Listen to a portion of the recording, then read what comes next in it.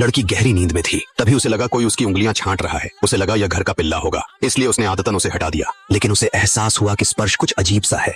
वह झटके से जागी और उसकी आंखों के सामने एक विशाल काला सांप खड़ा संगीत था। डर के मारे वह पीछे की ओर सरक गई और कांपते हुए रहम की भीख मांगने लगी। लेकिन सांप सीधे जाकर उसके जूस के गिलास के पास रुक गया। लड़की ने हिम्मत करके पूछा, क्या तुम्हें जूस चाहिए? और हैरानी की बात, सांप ने सिर हिला दिया। राहत की सांस लेते हुए लड़की ने जूस गिलास में डाला और उसे सांप की ओर बढ़ा दी। जूस पीने के बाद सांप ने शालीनता से उसे धन्यवाद कहा और चुपचाप संगीत चला गया। अगली रात लड़की ने पहले से ही एक गिलास जूस तैयार कर लिया। वह बिस्तर पर लेट गई।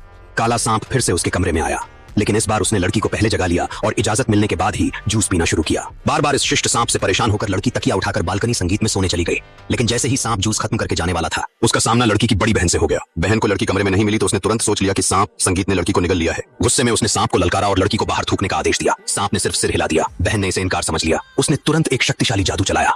जादू सांप के शरीर में घुस गया ताकि वह अंदर से लड़की को बचा सके। शोर सुनकर लड़की दौड़ती हुई वहां पहुंची। उसे देखते ही सांप ने तुरंत बहन को बाहर उगल दिया। जब बहन सांप के शरीर से बाहर निकली तो उसके हाथ में सांप की जादुई मणि थी।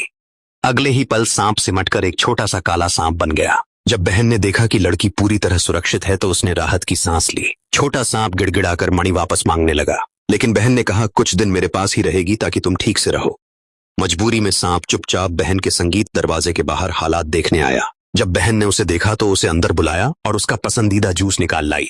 सांप को यकीन हो गया कि बहन का इरादा बुरा नहीं है, इसलिए बहन ने मणि उसे वापस कर दी। सांप ने मणि निकली और अचानक एक विशाल काली आकृति में बदल गया। लेकिन तभी एक और चौंकाने वाला बदलाव हुआ। सांप संगीत एक खूबसूरत नौजवान में बदल गया।